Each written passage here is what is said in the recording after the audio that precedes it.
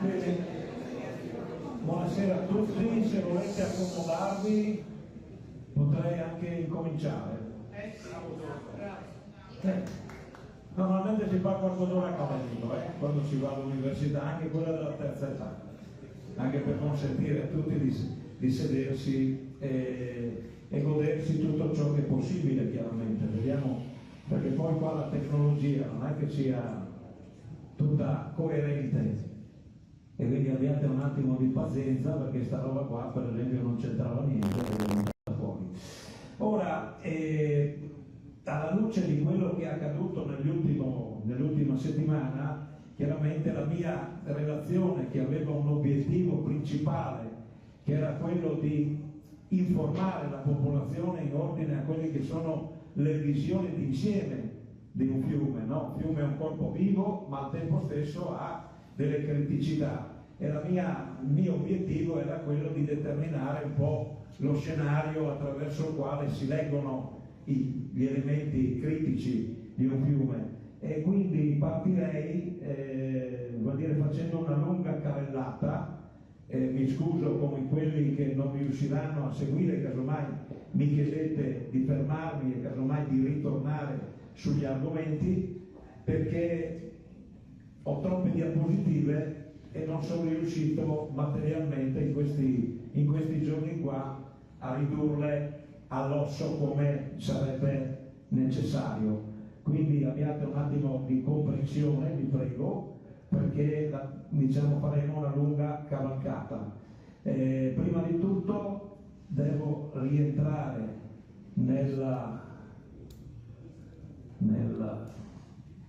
vediamo qua se riesco, in posta visualizzazione, vediamo un attimo qui in presentazione. Ok, chi mi parla normalmente si intende naturalmente presentare, farsi presentare da un altro. Io ho inteso, per dire che le cose che ho fatto nella mia vita sono tante. Non vorrei mettere le medaglie qui, però quello che mi interessa comunicare, soprattutto a coloro che nel web eccepiscono sulla mia professione, spesso, perché tante volte uno si dice ma perché ha titolo, non è un ingegnere, eccetera, eccetera. Vorrei solo dirvi che negli ultimi 20 anni circa, dal 2008, io ho fatto parte anche, oltre di essere un biologo molecolare, idrobiologo, uno che si è applicato nel campo delle acque soprattutto dal 1986, dopo post-Chernobyl, mentre lavoravo in laboratorio, c'è stata la chiamata in campo a capire com'era il fallout, e in quel momento lì si è costruito pian pianino nelle aziende sanitarie i servizi di igiene ambientale, quelli che avevano il compito di monitorare il territorio. E voi capite che quando si incomincia a monitorare il territorio, la prima domanda è: ho le competenze, mi avvalgo degli esperti. E come sempre accade, si impara sul campo. Molto spesso si impara più sul campo che nella teoria dei massimi sistemi. Per esempio, mi è capitato di dover fare misure di portata, di modellizzare il reticolo idrografico, di fare dei bilanci idrologici e anche misurare le velocità differenziali in un corso d'acqua. Tutte cose che ovviamente si fanno in teoria, ma quando cominci a farli a partire dalla pratica, forse capisci anche qualcosa di più e lo puoi comunicare in modo appropriato. Poi sono diventato un esperto di lagune, e attraverso questi esperti di lagune mi hanno chiamato, perché lì si accende per chiamata, al comitato tecnico del magistrato alle acque di Venezia, del quale io continuo a far parte come esperto ambientale nell'ambito di quelle che sono le valutazioni dei progetti idraulici, dei progetti idrologici, quelli di ricostruzione degli ambienti naturali, e sono lì dal 2008 e credo di aver esaminato qualcosa come 500 progetti. Conseguentemente ho imparato da chi? Dai grandi idraulici, da te, da Deppo, c'è persone che hanno fatto la storia dell'idraulica di Padova. Naturalmente non mi sostituisco loro, però credo di aver capito qualcosa. Poi quando sono diventato direttore scientifico dell'ARPA, le cose sono diventate ancora più complicate, nel senso che mi sono trovato a fare il valutatore, cioè come dire quello che ha il compito di esaminare i progetti e di vedere la loro compatibilità con l'ambiente. E quindi questa, se mi consentite, è una mia specializzazione per quello che vale, ovviamente, no? Nel senso che ho imparato molto dagli altri e ho messo a disposizione degli altri le mie competenze che intanto andavano a crescere nel campo dell'idrobiologia, che è una materia poco nota, ma che ho insegnato casualmente attraverso delle conferenze, dei seminari, anche agli ingegneri, agli architetti. Naturalmente ho portato qua molte delle mie pubblicazioni, compreso questa che nel 2010 ho fatto un corso di formazione per ingegneri. E come sempre accade, è il punto di osservazione. Io partirei da questa considerazione che fa cambiare la realtà. Cioè, vuol dire, molto spesso come capita, adesso andiamo con la presentazione dalla diapositiva corrente, no? Come spesso accade, cambiando il punto di osservazione cambia la realtà.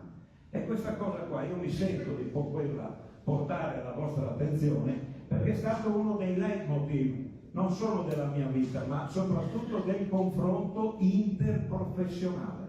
È stato uno dei punti che poi è ben chiaro per la fisica quantistica, no? Come voi sapete, il gatto di Schrödinger naturalmente è vivo o morto in rapporto a come le osserva l'osservatore nella scatola chiusa. Non so se qualcuno ha avuto modo di approfondire questi aspetti, no? Ma come dire, alla fine è solo quando apri la scatola che vedi se è vivo o morto. No? Potrei fare una lezione da questo punto di vista, ma mi serve semplicemente per dire alcune cose importanti. Il primo, far cambiare il modo di vedere il tagliamento. Questo è un nostro compito che ci siamo dati come comitato alluvioni, che ha una competenza, che si è dati degli obiettivi culturali, si è dato degli obiettivi scientifici e si è dato degli obiettivi didattici e sociali. Cioè, come dire, noi andremo posto per posto a raccontare il punto, non il punto di osservazione, alcune questioni che abbiamo rilevato nel campo, non sui libri, in parte anche sui libri chiaramente, ma naturalmente il fiume è unico dalla montagna al mare e questo è uno dei punti difficili da spiegare per chi vede la sua realtà e dice: io guardo, questo è il più bello del mondo, e naturalmente quel più bello del mondo rappresenta un fazzoletto di un'organizzazione molto più complessa che ha bisogno di essere capita, approfondita e chiaramente posta in essere tutte le strategie necessarie per poterlo gestire. Il secondo punto importante: il tagliamento è coevoluto con l'uomo. Il concetto di coevoluzione è stato coniato a Venezia negli anni 2000, quando si è parlato di che cos'è la laguna di Venezia, il posto più bello del mondo, chi non lo dice, insomma. Il problema è che anche quello è un ambiente artificiale, è un ambiente creato dall'uomo. Già nel passato, insomma, i fiumi sono stati deviati dalla laguna veneta proprio per salvaguardare l'uomo. Niente di più artificiale di così, eppure è un posto straordinariamente bello, di importanza internazionale, protetto dall'UNESCO. Insomma, per dire che anche in queste questioni che noi dobbiamo affrontare è la visione d'insieme che cambia il nostro punto di osservazione.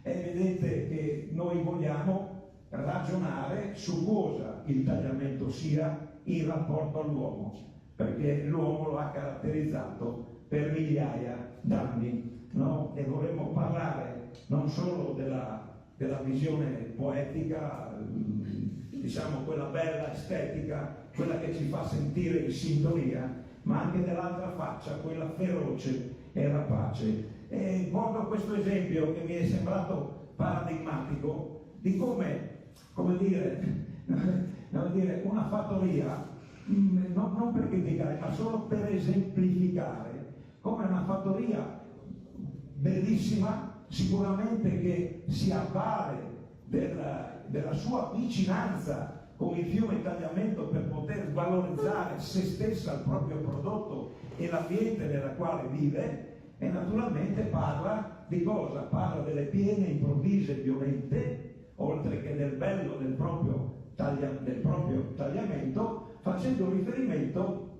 alla grande alluvione 1851, quella che ha devastato quel luogo.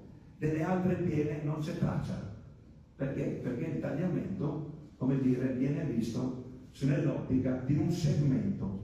Il problema delle piene del tagliamento, che ovviamente sono problematiche dalla montagna al mare, io vorrei dire che naturalmente qui sarebbe lungo fare un ragionamento anche sulle alluvioni montane, sui drammi della popolazione montana che vive in quei luoghi sotto forma di eroismo ormai, perché la situazione dello spopolamento incide in modo molto grave, con gravi danni anche di come conseguenza sulla gestione ambientale. E quindi il tema è la percezione della realtà. E voi capite che ognuno di noi, dopo i 12 anni, dopo che ha concluso un percorso di sviluppo cognitivo, vede la realtà in maniera assolutamente diversa uno dall'altro. La scienza si propone di renderla oggettiva, che non significa uguale per tutti, significa renderla disponibile con un metodo che consente a tutti di convergere su quella conoscenza. Naturalmente qui sovviene una vecchia, una storiella zen, no? Che dice questo: un giorno un re radunò un certo numero di ciechi che non avevano mai fatto esperienza di un elefante e volle vedere cosa ne dicevano. Allora uno, toccando la gamba, disse: l'elefante è simile a un albero. L'altro, toccando una zanna, disse: no, l'elefante è simile a un bastone.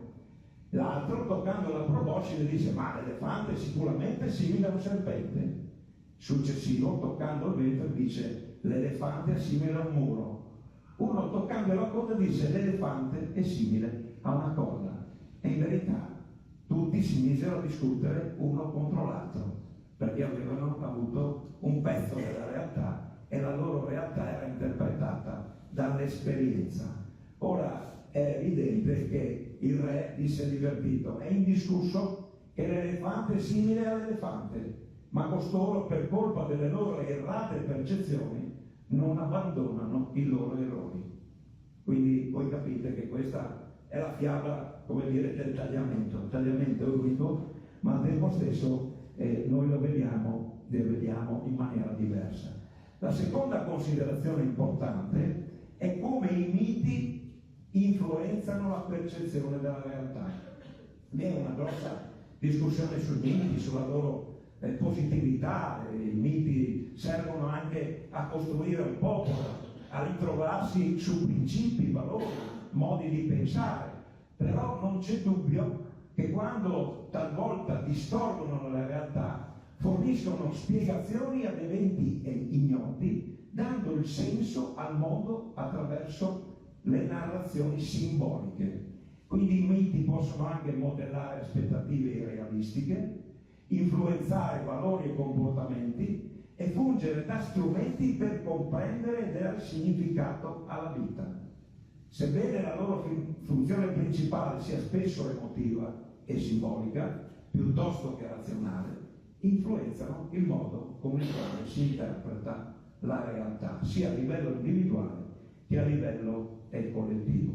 E qui vado avanti, non mi fermo, ma per dire come noi immaginiamo un fiume quando percepiamo di dire è il più bello, il più sacro, no? Non deve essere toccato dall'uomo, dobbiamo lasciarlo correre, perché la sua libertà, che è un po' la nostra tendenza umana, no? A rincorrere sempre la libertà, deve essere lasciato libero. Ricordiamo che le più antiche civiltà sono nate in prossimità dei fiumi. e su questo credo di non aver smentite. Quindi per dire che l'uomo e i fiumi sono la stessa cosa, uno ha influenzato l'altro e di questo noi dobbiamo tenere in considerazione. Pensate la specie umana, no? Noi abbiamo i più che meno 200.000 anni, i più che meno nel senso come battuta, chiaramente 200.000 anni come specie, siamo nati in Africa, eravamo tutti africani.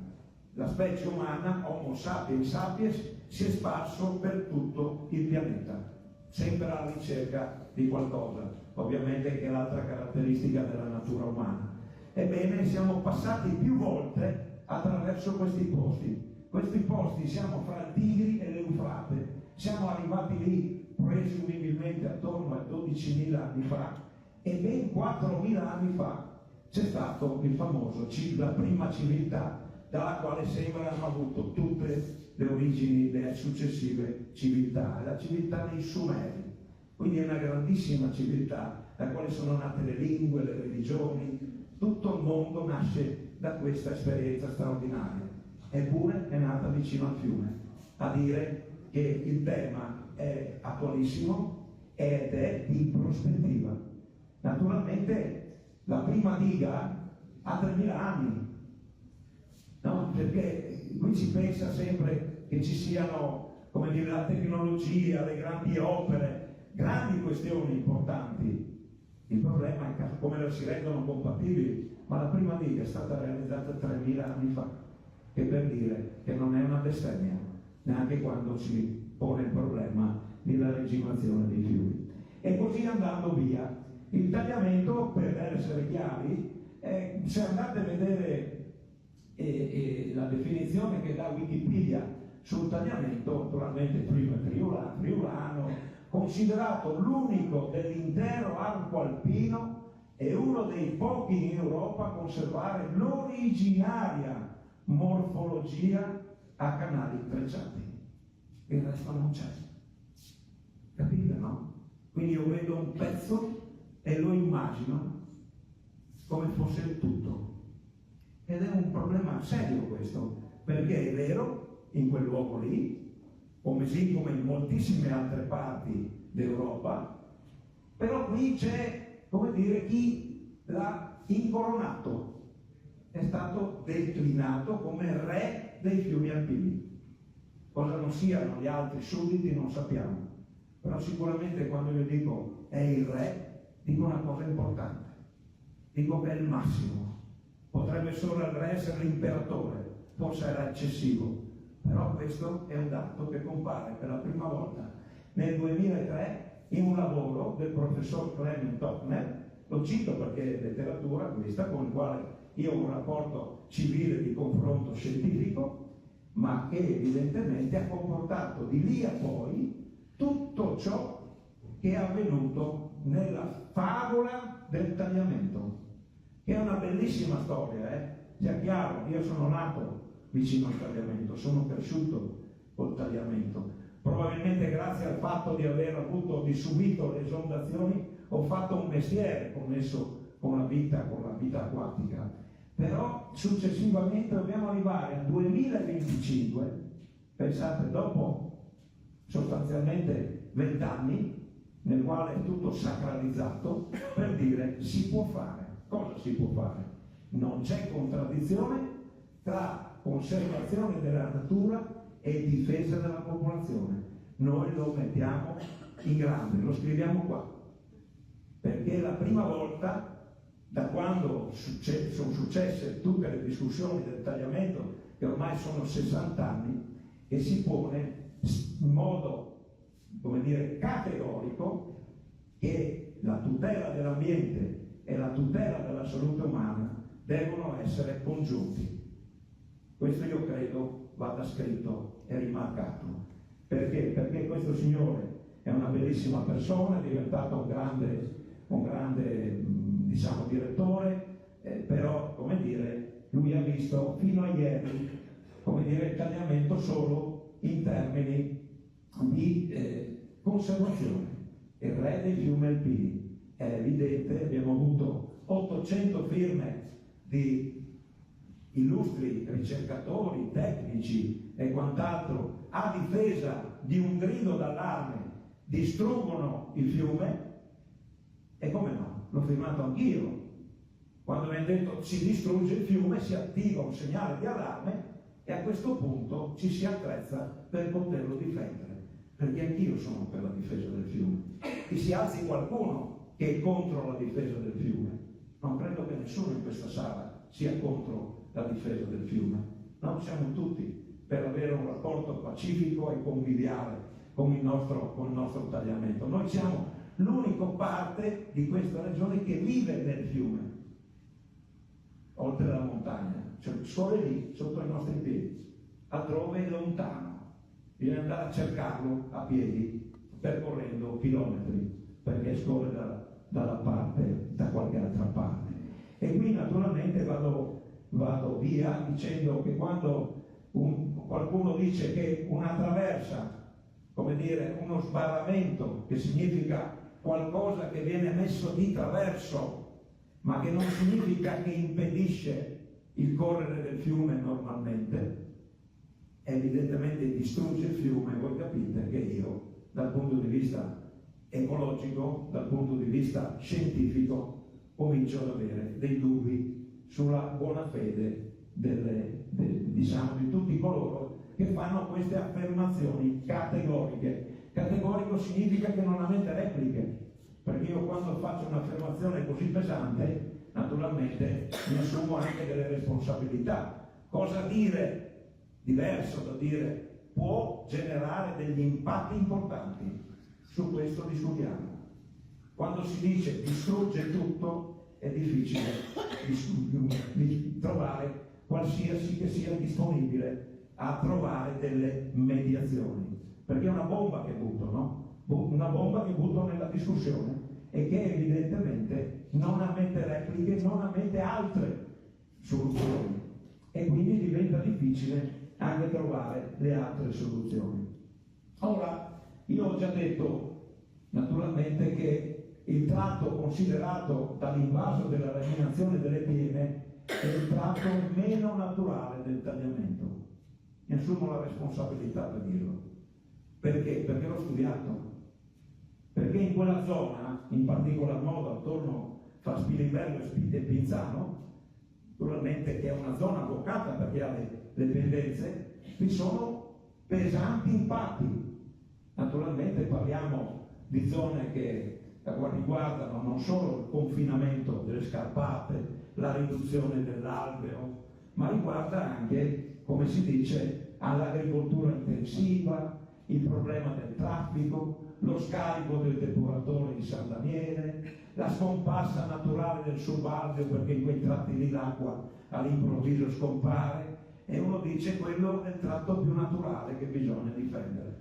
Io sono d'accordo nel difendere tutto, ma per voi, se devo scegliere qualche parte dove metterci le mani, se mi consentite, parto dalle condizioni di maggior, diciamo, o minore vulnerabilità, perché non è che sia compromesso e quindi bisogna andarlo a peggiorare, anzi l'obiettivo è costruire un percorso che consenta di migliorarlo, di recuperarlo, e ciò si può fare solo mettendoci le mani, non immaginando che tutto si metta a posto da solo, perché in un ambiente antropizzato dove l'uomo caratterizza da secoli le condizioni fluviali, sta all'uomo intervenire in modo sapiente, competente, con le diverse attenzioni per poter migliorare.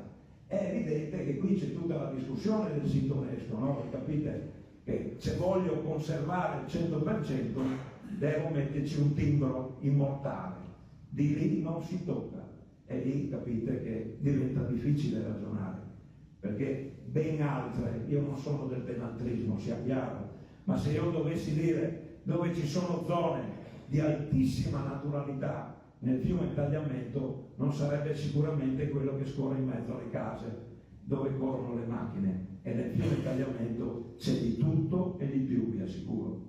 Ci sono posti straordinariamente naturali che non hanno scarichi, che non hanno impatti, che non hanno case, che non hanno macchine per le quali bisogna andare in punta di piedi. questo che discutiamo questa sera.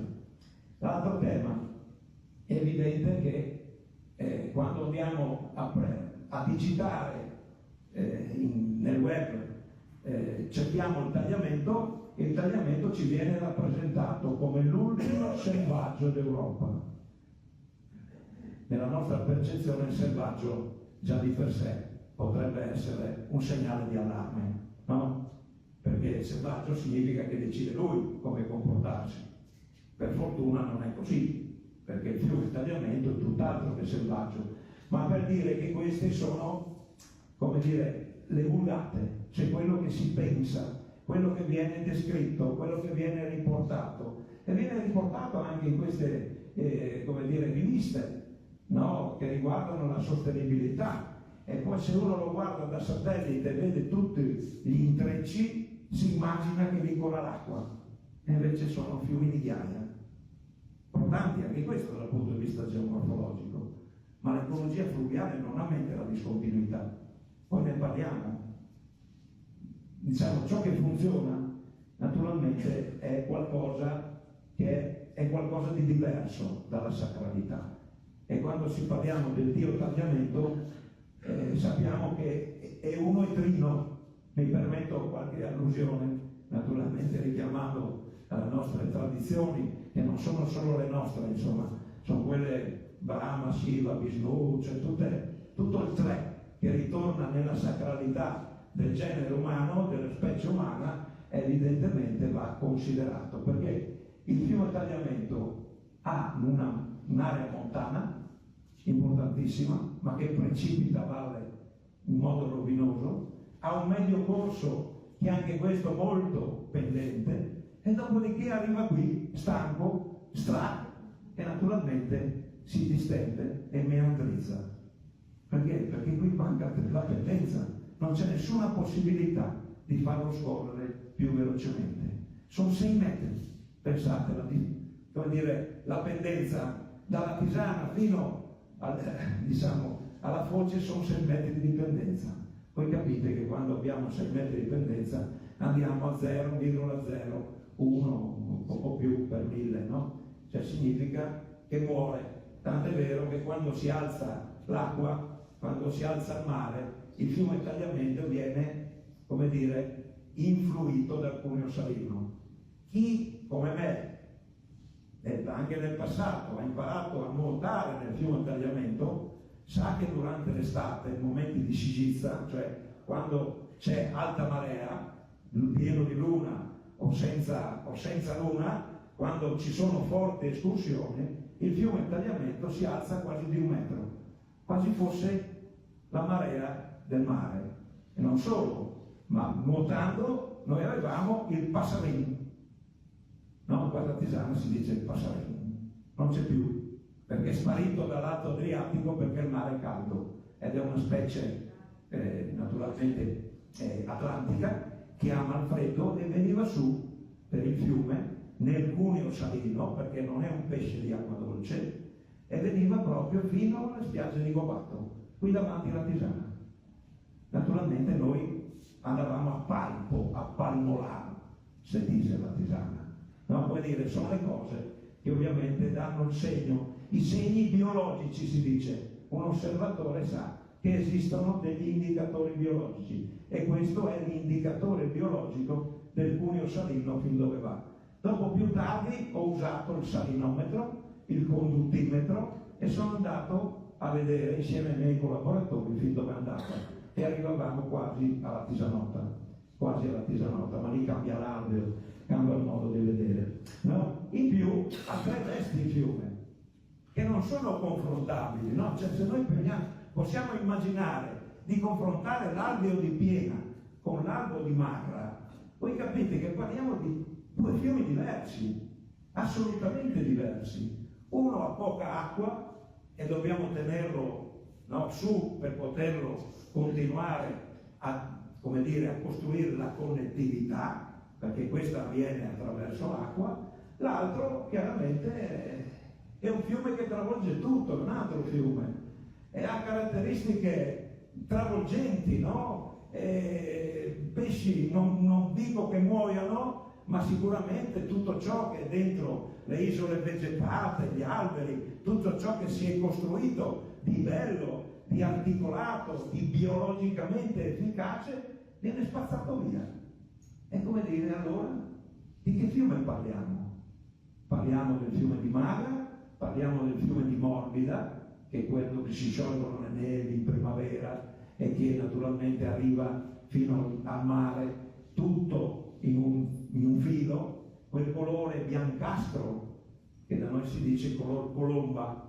Il fiume Tagliamento assume il colore di una colomba quando in primavera, quando si sciolgono le nevi, e naturalmente arriva pian pianino al mare carico di sostanza organica fresca. Questo è il tagliamento che vorremmo, ma non è così, ahimè. E quindi il fiume Tagliamento, come vorrei dire, è un fiume bellissimo, è un fiume che condividiamo con tutte le popolazioni. Ricordo che qui alla Tisana, nel Palazzo del Genio Civile, c'è il mosaico di Spilimbergo che raffigura il tagliamento. Pensate quanta saggezza, come lo si vede. Non c'erano le carte dell'autorità di bacino, però l'arte dei spilimberghesi, i nostri amici e cugini di Spilimbergo, hanno costruito alla Tisana un mosaico straordinario che purtroppo è, come dire purtroppo, per fortuna, perché va ombreggiato, va protetto naturalmente anche quello, ma non si vede. E quindi vorremmo naturalmente che fosse chiaro. Quella figura che voi vedete a lato, spezzettata, naturalmente è un pezzo del mosaico che proprio sulla parete della protezione del Genio Civile. Ecco, quindi per essere molto chiari, il tema è qual è lo sviluppo sostenibile. Voi vedete che sto parlando molto di concetti, di principi, perché se non ci mettiamo d'accordo su questi non arriviamo in fondo, non riusciamo a fare quadratura. Lo sviluppo sostenibile è un tema che è stato declinato nella conferenza di Rio sullo sviluppo sostenibile nel 1992, all'origine della nuova era. Cioè dal 1992 l'Organizzazione delle Nazioni Unite si riunisce, c'è il grande allarme sul clima e sulla perdita della biodiversità e declina lo sviluppo sostenibile, che è ambientale, sociale ed economico. Tutte e tre le questioni stanno insieme. Non esiste nel pianeta nessuna possibilità di proteggere l'ambiente naturale se non ci sono le condizioni economiche e sociali per poterlo fare. Dove c'è povertà c'è sradicamento. Tutte le vaste pianure e le foreste sono state azzerate per bisogni, e naturalmente questi aspetti devono essere ben chiari nel momento in cui noi facciamo le nostre considerazioni. Oltre a questi macro principi ci sono una seconda declinazione: vivibile, equo, realizzabile. Equo, nel senso che deve essere condiviso e accontentare tutti, perché altrimenti non è sostenibile. Io spero che su questa questione, della quale come dire, spesso comincio da qui per fare la didattica della natura, naturalmente, perché il quarto, che sta fuori di lì, la tutela della biodiversità. Ma la tutela della biodiversità significa che ci sono aree, condizioni, specie in estinzione che vanno protette nell'ambito di questi principi, perché l'insostenibilità è la condizione attraverso la quale poi si riesce a fare anche a proteggere le specie rare. Il tagliamento che cos'è? Come è fatto? Naturalmente lo schema di bacino, come dicevo, 170 km, trasporta annualmente al mare 3 miliardi di metri cubi di acqua, fondamentali per la vita di tutte le popolazioni, fondamentali anche per il mare. Naturalmente i tre corsi non sono separati, soprattutto per chi vive in pianura sa perfettamente che quando la pioggia cade in montagna dopo 16-18 ore arriva in pianura. Siamo diventati talmente bravi che siamo capaci addirittura di leggere gli idrometri, cioè di sapere quanta pioggia cade in determinati posti, per fare grosso modo le previsioni se è da tirar su i mobili o perlomeno passare una notte dormendo. Queste sono resilienza, si chiama, no? Ma come dire, il sindaco di Latisana sa perfettamente che quando c'è la piena deve abbandonare gli impegni familiari e mettersi la tuta della protezione civile e campeggiare il tavolo della protezione civile, perché se passa i 4,50 metri, 4,80, non mi ricordo, bisogna dare l'allarme a Benzone e bisogna evacuare la città, la cittadina. Pensate che bellezza, no? Cioè noi viviamo da sempre così. Questo è il nostro modo di vivere, ma non è un modo di vivere normale, vi assicuro, cioè non ci si abitua mai. Non è il treno che passa ad ogni ora che dopo un po' non lo senti più. Diciamo, ogni segnale di allarme è una notte in bianco, e non solo per il sindaco, che naturalmente ringraziamo per l'impegno che si mette naturalmente per queste cose. È chiaro che la montagna e il mare sono connessi attraverso cosa? Attraverso una zona di transizione, che è quella zona intermedia, che comunque ha un corso importante che ha un dislivello significativo, perché è vero che se il corso superiore in appena 60 km precipita da circa 1000 metri, in poco tempo poi in 79 km arriva tutto sommato alla Tisana, come abbiamo visto in 10 ore, no? Da Benzone per arrivare alla stretta di Latisana impiega appena 10 ore. E qui sovviene naturalmente i principi dell'ecologia. E naturalmente qui io cerco di andare via veloce perché ho fatto una cosa didattica ma che mal si attaglia alla serata. Quello che vorrei dire è che chiunque scriva, e questo mio collega Fenoglio, che ho conosciuto anche lui negli anni 90, quando abbiamo fondato il Centro Studi di Biologia Ambientale Reggio Emilia, qui siamo tutti convinti che i fiumi vanno conosciuti e gestiti con interventi sensati.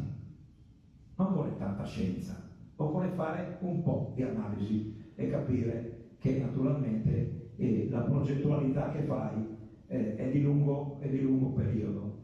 E qualsiasi fiume che abbia un po' di pianura meandrizza, cioè vuol dire arriva in stanco dopo aver fatto una corsa veloce. Quando arriva in pianura si siede e finalmente prende un letto più lento, si chiama ambiente lentico, in biologia si chiama potamare, una parolaccia che non occorre che voi vi ricordiate, ma per dire che naturalmente assume un altro profilo.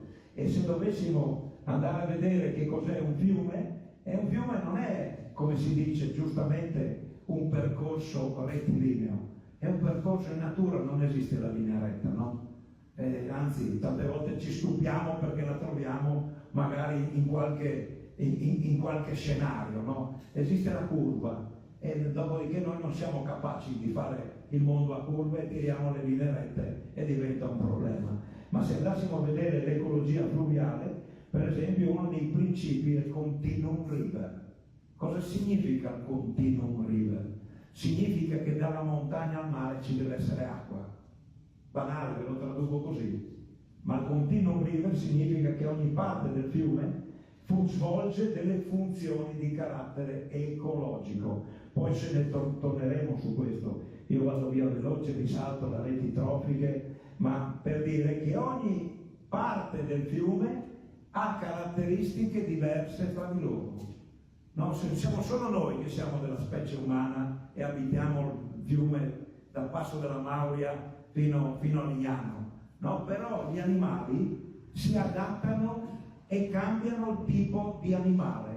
Se pensiamo ai pesci, naturalmente dove corre tanto l'acqua e salta, potranno stare solo le trote e i salmerini, cose che noi non troveremo, lo scazzone e altri pesci minori, cosa che raramente lo troverete a livello della foce. Se andiamo alle foci troveremo anche dei pesci di transizione, c'è la passera, il cefalo, la ceppia, lo storione, mio nonno raccontava che si pescavano un tempo di storioni nel tagliamento, no, casualmente, però c'erano. Naturalmente non c'è più niente perché è cambiato tutto si è stato su più semplificato.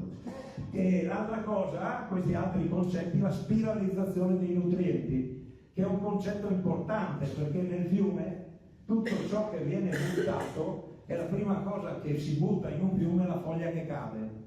E lì c'è cosa? Ci sono organismi che quando cade la foglia aggrediscono la foglia e ci sono gli sminuzzatori, ci sono i grattatori, cioè la comunità del fiume è qualcosa di straordinariamente vivo. Quando uno pensa all'acqua, il fiume non è acqua che corre, è un ecosistema che si sposta. Dentro il fiume c'è vita a livelli che noi neanche non ci sogniamo e naturalmente a ciascuna di queste aree ci sono delle condizioni diverse. E anche qui, no, quando pensiamo a un fiume, noi dobbiamo sapere che, per esempio, a seconda del livello dell'acqua, svolgono determinate funzioni. Per esempio, un'acqua alta che lascia del pantano, per essere molto chiari, svolge una funzione ecologica. Svolge una funzione ecologica, capite? Adesso lo dico con meraviglia, perché tante discussioni che facciamo, ma se tratteniamo l'acqua, si deposita la melma. Ed è straordinariamente positivo che arrivi la melma. Il fiume, il Nilo, è nato dai depositi fluviali. Le grandi civiltà sono nate vicino al fiume, un po' perché era acqua alta, un po' perché fertilizzava il terreno legato al deposito dei limi, non delle pietre. Sulle pietre non nasce niente, ma i limi sì. E allora la preoccupazione del deposito dei limi, oddio, cosa succede? Succede la cosa più straordinaria del mondo, succede che c'è un processo di denitrificazione. Pensate ai nitrati, che normalmente sono degli inquinanti, no? In fase anossica, cioè senza ossigeno, dentro i limi, si libera azoto. L'azoto non è un inquinante. Noi in questo momento respiriamo il 78% di azoto, in pena il 22% di ossigeno e qualcosa, un 0,3-0,4 di anidride carbonica. Dopo la sera ne avremo di più perché avremo respirato. No? Respiriamo ossigeno, che è il prodotto di scarto degli alberi, ed emettiamo anidride carbonica. Ebbene, i limi fanno bene. Non dico una bestemma, i limi fanno bene. Quando ovviamente non vi sono apporti continui di limi, ma gli apporti, diciamo, periodici di limi sono vita, sono processi ecologici e conseguentemente qui naturalmente tratteggiamo un fiume, quello che è, no? Il fiume dovrebbe avere più livelli, dovrebbe essere lentico, eccetera, eccetera, ma vado via veloce questa roba qua, perché non era, come dire, ho dovuto ricondurre la serata ad altre discussioni, no? Quindi, ripetendo, i fondamenti dell'ecologia fluviale sono la continuità, la spiralizzazione dei nutrienti e il microhabitat. Microhabitat, ho detto microhabitat, tante diversità, non una sola, fatta in un'unica maniera. Quando si dice tengo conto solo di quello, attenzione, perché lì la biodiversità è scarsa, e anzi forse non c'è, e talvolta muore, perché ma più diversità abbiamo, più stabile è l'ecosistema. Vale anche per gli uomini, vale anche per gli uomini. Tanto siamo diversi, tanto è stabile il sistema, no? Bisognerebbe riflettere di più su questo. E naturalmente cosa serve un fiume? Serve avere alberi intorno. Il fiume non è un canale senza alberi. Chiaro? Per coloro che pensano che il basso fiume del tagliamento deve essere raso al suolo, possibilmente tagliato sotto con una bella colata di cemento, che così non cresce più l'erba, perché in quella maniera lì naturalmente c'è più possibilità di scorrere via. Ma quello non è un fiume, quello lì è un canale, il famoso canaletto del proprio cortile, che si fa per buttare l'acqua un po' più in là. Non è un fiume. Un fiume è fatto in questo modo è fatto di tanti microhabitat, è fatto naturalmente nel medio tagliamento ci sono tutte, io ho assistito a questi convegni nei quali si auspicano che naturalmente le isole si formino delle isole perché possa vegetare, perché possa crescere un albero in mezzo al ghiaione. Un albero in mezzo al ghiaione. E noi, per consentire che questo avvenga, dobbiamo tagliare tutti gli alberi nel basso corso. Voi capite che qualcosa non funziona, no? Ecco come funziona l'ecologia fluviale. E quindi queste questioni sono da mettere a denominatore. Altro discorso, le ANSE. Le ANSE sono cose straordinarie. Qui abbiamo avuto questa sciagura della rettificazione dell'ANSA per anche una concezione antica, diceva, piuttosto di fare il giro, tiro dritto, e naturalmente cosa succede nel tiro dritto? Perdo tutto, anzi addirittura aumenta la velocità di erosione di tutti quelli che sono le nicchie ecologiche che stanno, per esempio, in una spiaggia da una parte e un fondale dall'altra. Qui non c'è più niente, no? Voi capite che la domanda è perché non c'è più pesce nel tagliamento? Perché in un canale il pesce sta male, fa che rima. E quindi è evidente che queste cose bisogna comprendere. Pensate che cosa è avvenuto qui, no?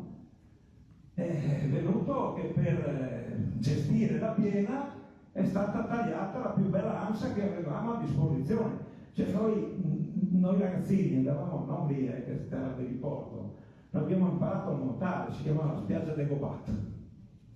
E lì abbiamo imparato a nuotare, qualcuno si è anche negato, ovviamente, purtroppo. Però questa è stata la nostra palestra di vita, il nostro contatto con il fiume. Oggi il fiume non c'è più. Cioè, da questo punto di vista c'è una barriera di cemento, bisogna chiamare gli scalatori per poterlo superare, soprattutto mettersi i scarponi, perché quando vai dentro l'acqua ci sono pietre, no? Per superare le pietre è un bel problema. Il fiume era così, insomma, e naturalmente tratti di fiume, vado via veloce perché questa discussione mi porterebbe lontano. L'altro le erbe, no? C'è le berbe, quelle che si dice, che si chiamano macrofitte. Le macrofitte sono cose meravigliose che servono a depurare. Il fiume è fatto così, se lo vedete in fondo. Avete mai immaginato voi che il fiume fosse pieno, ricco di biodiversità? Che differenza c'è fra questo e questo? Qui siamo ricchi, abbiamo tanti biodiversi ed abbiamo tanta popolazione. Qui siamo poveri e fatti di specie singole di individui. Applicando l'indice di biodiversità, qui c'è inquinamento, qui c'è stata una forte modifica, da questa parte siamo in un ambiente naturale. Facile capire, no? Vedete che io cerco di fare le cose come sono. Naturalmente anche qui raschi, eccetera, eccetera. Chi mantiene tutto è il sole, ma anche ciò che cade. E dentro lì cosa succede?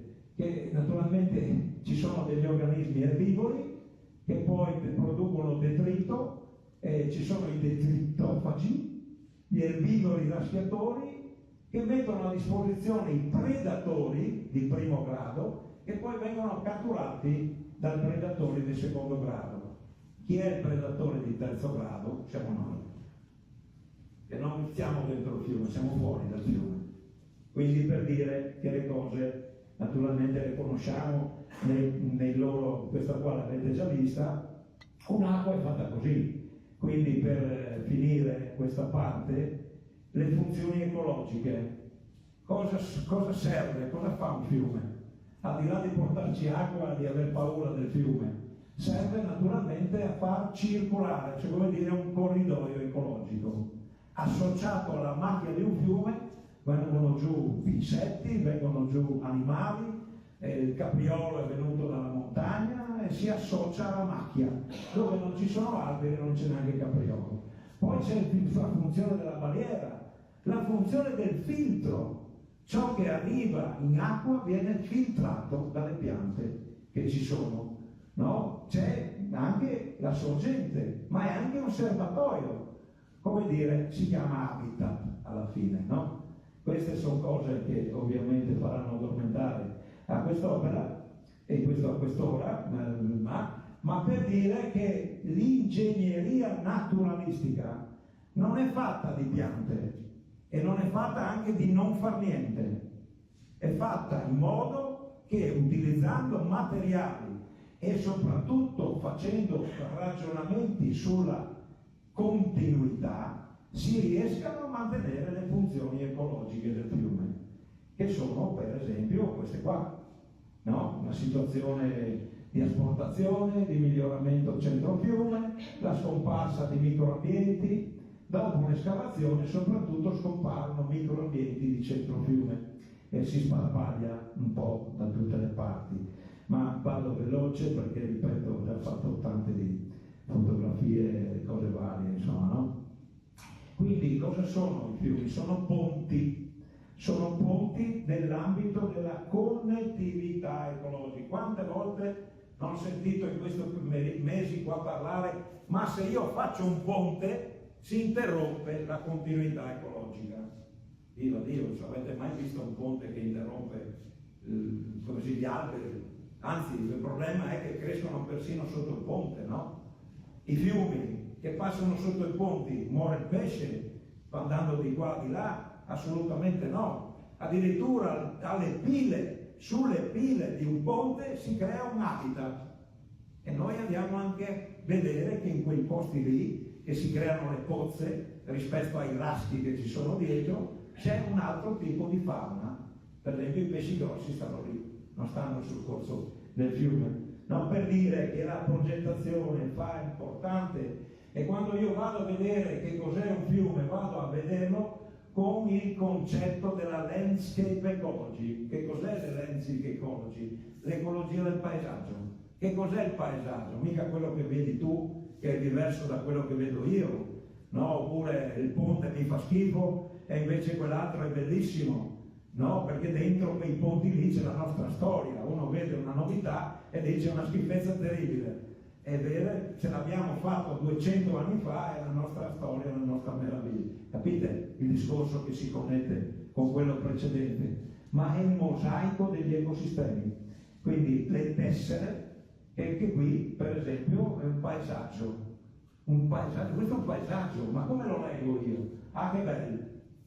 E poi cosa capisco di questo paesaggio? Niente.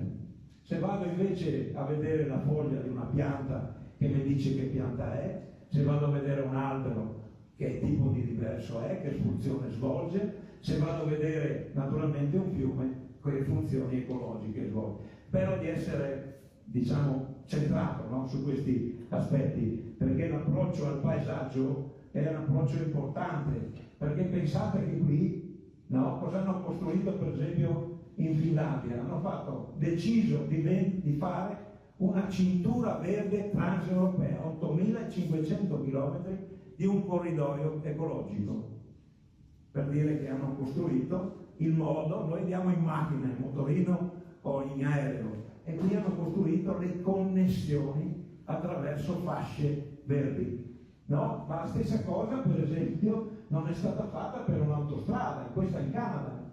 Hanno fatto un ponte perché passino gli animali.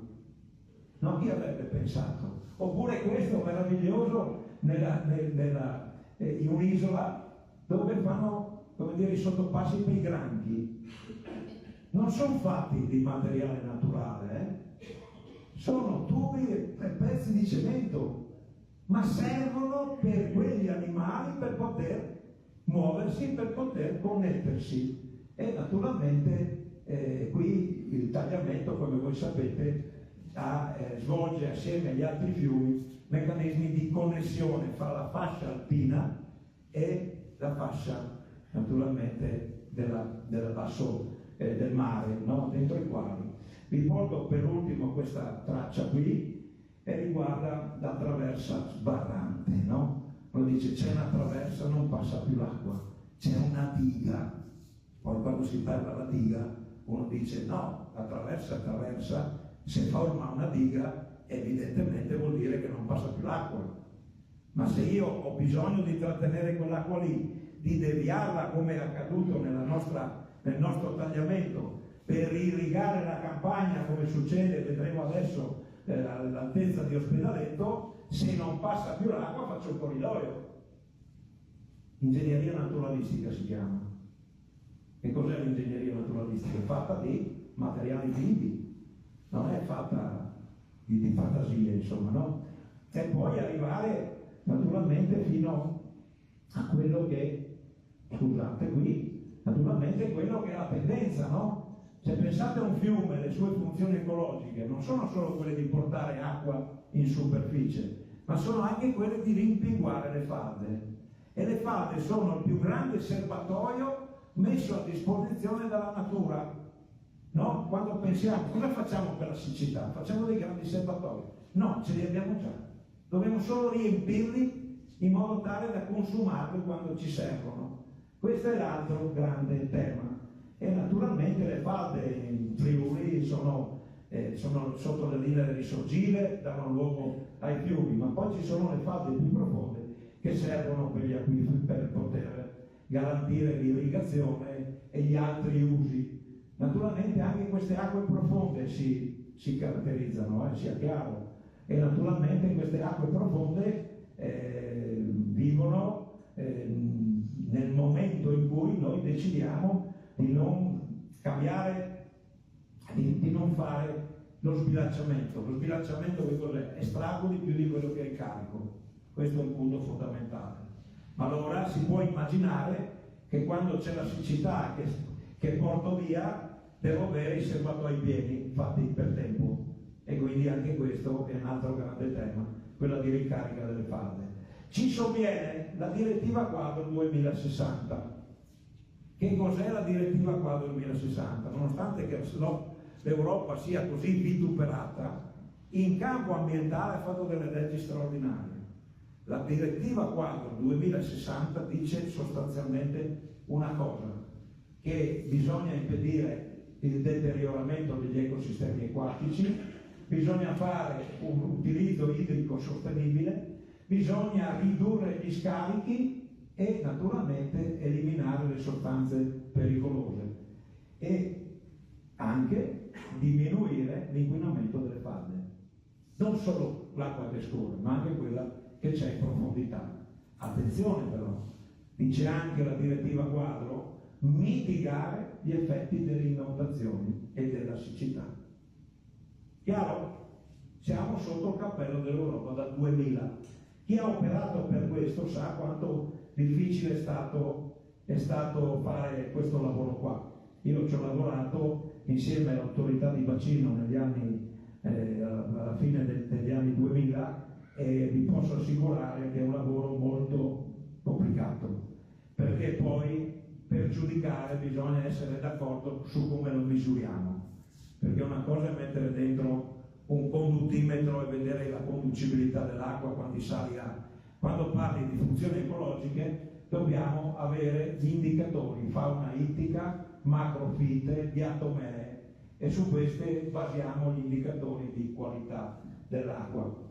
Naturalmente il tema è complicato, non mi soffermo perché non è la serata, naturalmente per fare questi indicatori poi bisogna andare sul campo, non si possono fare in teoria.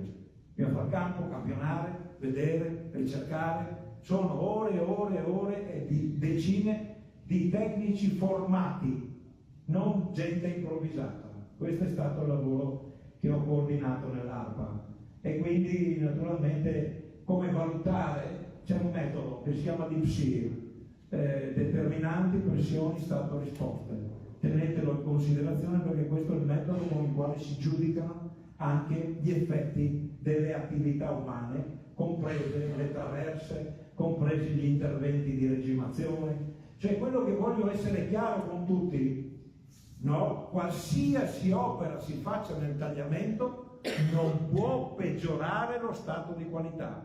Come si misura lo stato di qualità? Non con la percezione del drone, che non c'entra, ma con quello che c'è dentro in acqua. Chiaro? Perché qui altrimenti rischiamo sempre di parlarci usando delle metriche assolutamente incomparabili. C'è un metodo c'è come dire, dei tecnici che hanno la capacità di fare tutte queste cose. Naturalmente qua vi riporto solo in parte le cose per dire che il tagliamento ha la sua evoluzione, ma ne abbiamo già parlato con Alessandro Fontana. Sicuramente è il suo, potete ritrovare tutte le diapositive, lo ritrovate nel sito della nostra pagina Facebook, trovate tutta la registrazione, per cui io dico solo semplicemente, ricordo che il tagliamento è voluto e che quello che passa oggi alla Pisana non è l'unico tagliamento, anzi insomma il tagliamento Maius passava dall'altra parte e andava giù verso l'Emene, e poi per ragioni varie, sicuramente geologiche e anche umane, è stato tutto indirizzato, come dire, e come dicevo prima, insomma, no, si spazza, no, e si tira il troso, si dice alla Tisana, no, per portare l'acqua del vicino, e naturalmente questo vicino alla fine siamo stati noi, no, l'imbuto portato dal passato pian pianino verso un'unica direttrice che è il naturale. Naturalmente l'evoluzione geomorfologica, lo sapete che anche la stretta di Pinzano è stata generata dall'arzino, non dal tagliamento, così come notizia che sapete tutti, insomma, queste cose. Come dire, il tagliamento è libero, ma non bisogna immaginare di lasciarlo libero da tutte le parti, perché altrimenti divaga, e divaga dappertutto, e quando divaga dappertutto non esiste il tagliamento libero alla Tisana e il tagliamento costretto da un'altra parte, insomma, no? Cioè, quel dire, il principio dell'equità che dicevo prima è fondamentale, insomma, no? E qui il tagliamento, l'evoluzione geomorfologica, e il fatto che sia ristretto l'alveo, ma non è che sia ristretto perché sia ristretto perché qualcuno ha aiutato a restringerlo. No, quando io metto dei pennelli, come dire, contro la corrente, cosa faccio ai pennelli? Li vedete al mare i pennelli, no? Sapete i pennelli? I pennelli cosa servono? A non portare via la sabbia dall'arenile. Stesso discorso quando io devo difendere, diciamo, una sponda, o ci metto, blocco la sponda, o ci metto dei pennelli per poter accumulare il materiale che poi protegga la sponda. Cioè, come dire, è la fisica dell'acqua banale, quella di casa. Insomma, è evidente che le cose si sono modificate. Per ultimo, per dire una notazione, io spesso sento dire ma il delta del fiume Tagliamento è stato costretto dentro un unico corso, no? Cioè, come avessimo deciso noi. Il fiume Tagliamento è noto nell'Alto Adriatico per avere un estuario e non essere un fiume a delta. Il delta originava dal ghiacciaio del Tagliamento, quindi veniva giù. Delta significa più rami, no? Come si chiama? La parte così dire, che potrebbe essere rappresentata dal delta è il cavrato, che però è una vecchia rotta del cavrato, insomma, no? Ma ha questa configurazione a cuspide che naturalmente per i geologi marini è di grande interesse, nel senso che va verso, si proietta verso il mare. Si può chiamarlo anche delta, ma come dire, chi parla da un altro punto di osservazione dicendo che, come dire, è stato indirizzato artificialmente in un'unica direzione, in verità era già così prima che arrivassimo noi, insomma, no? Come dire, tra le altre cose noi non abbiamo neanche colpa, se così, ce lo siamo trovati, perché tante volte ci dico, beh, hai fatto la casa vicino all'argine, no? Al sindaco gli dici, no, l'argine è stato portato fino vicino a casa mia per dar soddisfazione, perché passi più acqua. Chiaro? Giusto per chiarire le cose. Quelle case che sono oggi influite dall'argine c'erano prima che fosse realizzato l'argine, e non solo c'erano lì, ma c'erano altre case verso il fiume, perché la Tisana era un porto e le vecchie mappe descrivono come è fatto questo porto, che ha una propaggine. In piazza La Tisana c'è scritto Via del Molo, ma quando entriamo sopra troviamo uno sbarramento di cemento, non c'è il molo, ma un tempo c'era il molo, quindi era il porto di Latisana. Quindi la Tisana non ha costruito, la Tisana si è arretrata costruendo un argine a difesa delle ultime case, perché finite quelle lì sparisce la piazza, non c'è altro. E la piazza ha una funzione sociale, civile, commerciale, no? Da fin dall'antichità, insomma, no? È una cosa che decidiamo noi, insomma, no? E quindi se noi andassimo a vedere, venendo a una questione importante, no? Le piene, dopo ci torno, insomma, no? Ci torno. Quando si dice ridare spazio ai fiumi, questa vado via veloce solo per darvi l'impressione, perché dovrei commentare momento per momento. Cioè significa di cosa parliamo. Se io vado a vedere come è stato modificato il fiume dalla montagna al mare, vediamo solo modifiche. Ogni popolazione ha messo mano sul fiume. Non c'è nessuno che l'abbia lasciato libero di travolgere le proprie abitazioni. E andiamo a vedere, chiaramente io ho riportato lavori di altri, pensate a questa parte della Golena che è stata rubata al fiume, oppure da San Leopoldo, pietra tagliata, che ha fatto l'alpino a Pontebba, io e te, no? Abbiamo fatto pietra tagliata, era uno dei posti anche lui, ma per dire che siamo la caserma del Belluno, Bello e Uno, era sulla Golena del fiume, insomma. Questa è la realtà, no? Vedere una grande piena, tra le altre cose, l'ha anche inondata, ma quel fiume lì è stato ristretto il più possibile, insomma, no? Il Chiusaforte, andiamo a Moggio, bene, andiamo a Moggio, ma passiamo dall'altra parte, fuori di sopra, vedete tutte le linee verdi sono linee, come dire, rubate al fiume. Se poi andiamo dal pezzo un po' meno, ma a pezzo troviamo naturalmente uno sbarramento, che questo si porta allo sbarramento, una diga, si è formata una diga per poter realizzare una produzione di energia elettrica. Ma Villa Santina, Tolmezzo, pensate che cos'è Tolmezzo, le scarpate, lo vedete sulla destra là, no? Cioè sono altre 7 metri, 8 metri, insomma, no? Immassicciata, e lì dentro c'è la zona industriale. Ma poi arriviamo in giù, vediamo Bordano? Bene, vediamo Bordano. Anche lì c'è una deviazione, ma c'è anche una sottrazione di spazio al fiume. Vedete sempre le linee verdi. Se poi andiamo a Cornino, Cornino è un po' piccolo, ma anche lì c'è, naturalmente, non siamo al bordo del fiume. Non parliamo di Stilimbergo, che conosciamo bene, poi andiamo fino a Valvasone, e chiaramente vedete che ognuno a casa sua si è fatto un bel arginello per poter proteggere le aree di espansione del fiume, per arrivare fino a Madrisio. Non è che i nostri, per dire, sopra qui non ci siano argini e che il fiume corra liberamente di qua e di là.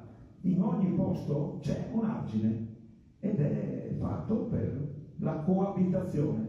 Cedralolo, conosciamo, viviamo qui, ovviamente. Qui passa vicino l'ex sindaco Moretti, no? Per dire che ce l'hai sopra la testa, no? E naturalmente ciò che è fatto è stato fatto, insomma, no? E naturalmente chi dice che è una condizione di soddisfacente per semi-naturalità, come dice Suriani, siamo d'accordo, ma la semi-naturalità non è solo per un tratto, sempre anche per il basso. Il fiume che abbiamo davanti è in condizioni naturali, cava quei, diciamo, Brizzani, è una condizione di assoluta naturalità questa meandrizzazione. Parliamo di un ambiente diverso da altre parti. E naturalmente quando si dice il giusto naturale, semi-naturale, fortemente modificato, è semplicemente metodologicamente sbagliato. Perché noi non possiamo fare una generalizzazione. E si sovviene di nuovo naturalmente l'applicazione dei principi di sostenibilità, e andiamo a vedere poi quante aree. Mi sono preso la briga di perimetrarle, così, con un lavoro fatto da un manovale, perché io non faccio questo lavoro qua, ma facile con Google Earth fare un perimetro e ricavare un'area. E se noi andassimo a vedere per esempio quest'area di Cavazzo di Cavazzo, no? Questa sottrazione dell'area, vedremo che c'è 1.800.000 metri quadrati. Tenete un metro e fate subito 1.200.000-800.000 metri quadrati. Amaro, la golena di Amaro tiene 3 milioni di metri quadri. Andiamo a vedere da un'altra parte, per esempio la Carnia, dove si è realizzato poi tutto lo svincolo, centri commerciali, no? Tutta questa zona meravigliosa che ha dato una botta di vita alla Carnia in declino, e io su questo sono fermamente convinto che vada difesa, perché la socialità, vi ricordo, economia, socialità e ambiente. Anche qui abbiamo un altro circa 2 milioni di metri quadri, qua a Venzone non 800.000, roba da poco. A Osoppo abbiamo però una bella zona, circa 10 milioni di metri quadri, per 3 fa 30 milioni, ma quella è una zona meravigliosa. Sono le risorgive di Bars, non so se siete mai stati, è una storia meravigliosa, vi assicuro. Io dalla Tisana mi sento di dovere di dire che quella zona lì va conservata, nei limiti del possibile ovviamente, non oltre quello che è la zona di protezione delle risorgive. E naturalmente questa cosa ha vantaggio di tutti, però otterrebbe 30 milioni. Pensate voi, una cassa di espansione 30 milioni, già fatta, basta togliere l'argine e avere qualche imboccatura che entra e un'altra che esce. Cornino, Flavonia sappiamo, naturalmente che qua circa 2 milioni, e poi andando giù verso Pinzano, qua abbiamo i famosi 15 milioni di metri quadri, dopo tra Pinzano e Spilibergo, che magari moltiplicato 3 fa già 30 milioni, ma sono tutte zone sottratte, dall'altra parte 1,5. Ma per farvi vedere, insomma, no? Che se dovessimo dire via tutto, cosa succede? Via tutto. Abbiamo distrutto un'economia, abbiamo mandato via la gente, ma dappertutto, non noi, tutti. E allora è possibile immaginare fare una proposta di questo tipo? Mi pare che siamo fuori dal mondo, questa è la mia opinione, per le ragioni che dicevo prima, insomma, no? Tutto è arginato, tutto. E poi lo stato ambientale, quindi ho riportato i lavori dei miei ex colleghi. Per esempio lo stato ecologico a Forni di Sopra è appena sufficiente, paradossalmente a Forni di Sotto è buono, quando arriviamo a Caprizi c'è niente da fare, porta via l'acqua, la presa di Caprizi non c'è niente da fare, non può essere buono, no? Socchieve, e poi Villa Santina non ha acqua, e quando ce l'ha, quando arriva, è un'acqua che ovviamente non è buona, e quindi è la parte peggiore del tagliamento. E quando arriviamo ad Amaro, arriviamo sufficiente, Bordano buono, Trasaghis buono, San Daniele non è buono, non tanto per la qualità dell'acqua, ma perché lì c'è uno scarico che scarica sostanze pericolose, e che naturalmente c'è una ragione perché succede così, perché lì l'acqua va e viene. Purtroppo c'è tanta siccità durante il periodo estivo piuttosto che quello invernale, e l'acqua scompare, non è più quella di una, come dire, che consente. Naturalmente a Valle di Lignano è inutile parlare, perché al massimo si può fare un campionamento di acqua da parte chimica, la parte biologica non è consentita, semplicemente perché lì non c'è continuità idrica.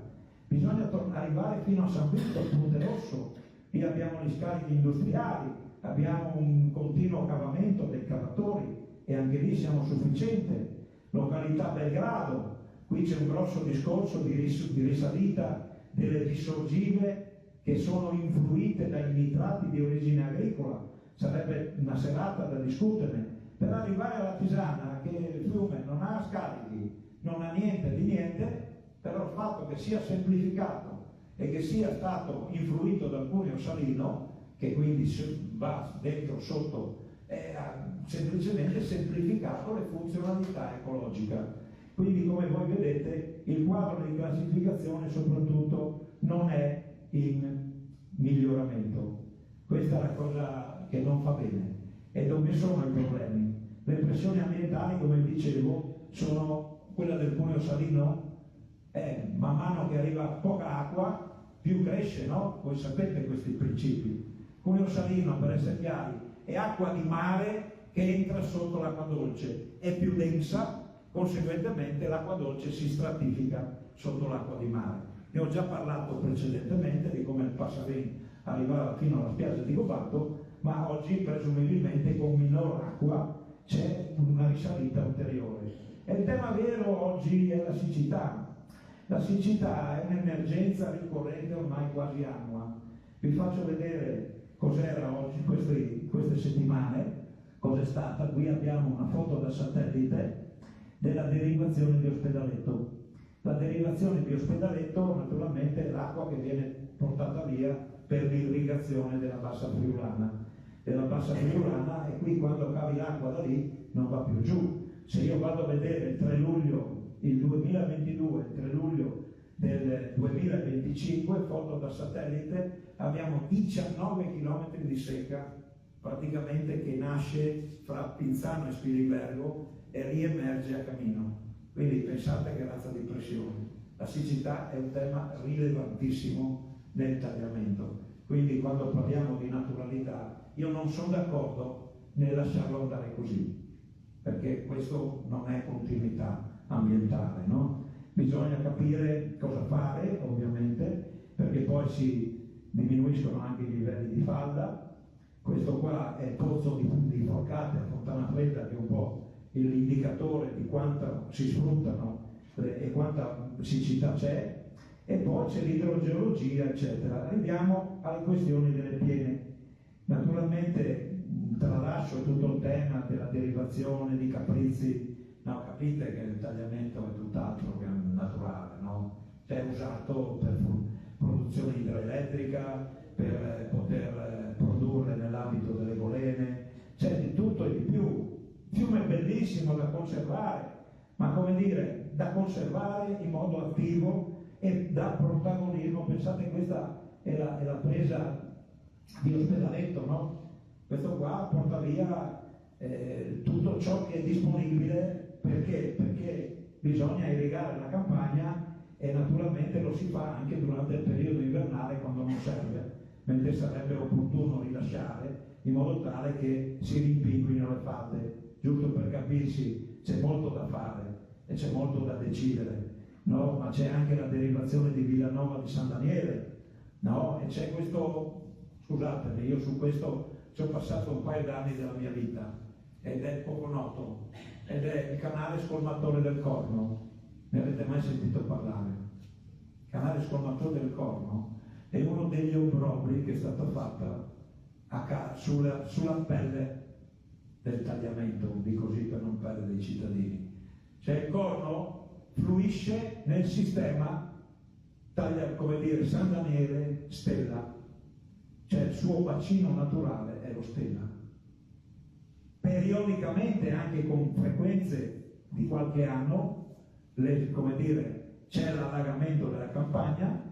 A un certo punto negli anni 90 decidono di fare una derivazione di quest'acqua. Dove la buttano? La buttano sul tagliamento. Ma la buttano sul tagliamento quando naturalmente il tagliamento è pieno. 70 metri cubi al secondo, 100 metri cubi al secondo sono tanti. È vero che spalmati su 4.000, 4.500 può sembrare poco, ma se sono gli ultimi 100 cubi che escono, voi capite che l'alluvione, quella che è stata fatta a Vicenza, aveva 100 cubi.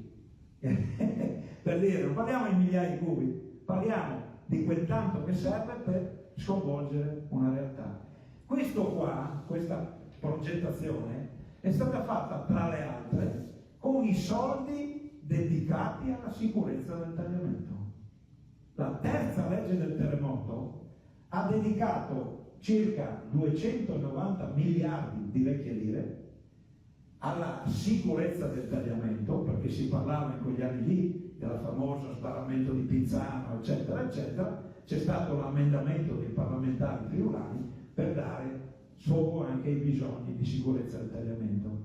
100 miliardi, non 2 dire 100 miliardi sono stati presi dalla sicurezza del tagliamento per realizzare un'opera che mette di più, diciamo, in crisi il tagliamento durante la piena. Questa è la realtà. No? Anche per questo è stato detto che così si mettevano insieme due problemi.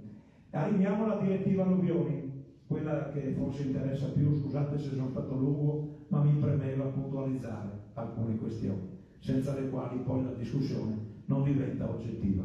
No? La direttiva alluvioni è figlia della direttiva quadro 2060, che prevede che qualsiasi opera venga fatta non si può peggiorare la qualità ambientale di un fiume. Quindi il massimo della coerenza. Naturalmente la direttiva alluvioni è una direttiva che non può essere, disattesa, perché altrimenti scattano le sanzioni. E naturalmente su una delle questioni sulle quali io più volte ho insistito, sembra però che abbia parlato a vuoto, è che le alluvioni distruggono gli ambienti naturali. Siamo d'accordo su questo, perché se no parliamo fa sordi, perché il problema sia solo quello di proteggere le persone. No, gestire un fiume significa proteggere le persone e a partire dalla protezione dell'ambiente naturale. Se non ci sono questi presupposti siamo fuori legge, ok? E naturalmente non mi riferisco a ritornare a quello che era il tagliamento dei nostri nonni, no? Cioè io, come dire, il tagliamento che ho conosciuto non è quello a sinistra, è quello a destra. Naturalmente quando era già stato, scusate, questo già con le pietre, no? Che era già stato in qualche modo blindato al piede. Perché blindato al piede? Perché c'è l'infiltrazione, no? Ci sono i fontanazzi che arrivano fino lontano dal paese, insomma lontano dall'argine. E oggi è un globo di cemento dalla parte di sinistra, in qualche maniera è ricreato un ambiente naturale con gli aspetti paesaggistici, con gli alberi e così via. Però quel tagliamento lì non è più, come dire, usabile, no? Perché voi non è che andate a tagliare gli alberi, ma soprattutto non avete nessun posto di approdo al fiume, non ci sono spiagge. È una cosa importante questa. Non c'è posto per andare a pescare, per dire, insomma, no? Di là dalla sponda di San Michele, no? E vedete come è fatto, insomma, no? È una muraglia che naturalmente può esondare, no? E naturalmente quando parliamo 60 anni fa la prima la grande alluvione, il 4 eccolo qua, questo è tutto quello che è stato detto, ma la cosa importante ci che sono noi state sappiamo vite spezzate nelle due alluvioni, questa è 498 ricavi di bestiame perduti, 400 imprese colpite, 200 case distrutte, 200 case totalmente inabitabili, 790 case distrutte al piano terra. Sono 1790 le famiglie gravemente alluvionate. Quindi quando parliamo di tagliamento parliamo ovviamente di altre cose, parliamo delle commissioni, scusate, Nel 1933 come il dialogo fra le popolazioni del medio e del basso corso sia divenuti a una controproposta da parte della comunità del medio tagliamento, le casse di espansione in Albert tra Pinzano e Spielberg. Nel 1992 tuttavia la Regione commissiona a un consorzio di imprese denominato Consorzio Tagliamento la realizzazione di uno sbarramento più basso per poter limitare l'invaso e al tempo stesso di realizzare delle opere soprattutto nel basso corso. Anche questo opera di progettazione affidata e nell'83 arriva anche il taglio dell'Ansa Nord di Latisano, uno dei primi progetti realizzati in contemporanea con quello che avrebbe dovuto essere la realizzazione dell'opera di laminazione a monte. Questo toglie completamente tutto ciò che di naturale era la Latisana, le spiaggette dove si passava l'estate e si imparava a nuotare noi bambini. Nel 92 arriva anche il taglio dell'Ansa di San Filippo, proprio per velocizzare la corsa dell'acqua che a sua volta avrebbe distrutto tutte le spiaggette lungo tutto il corso del Basso Tagliamento. Nel 97, a fronte di un accordo con le amministrazioni, arriva il piano dei bacini.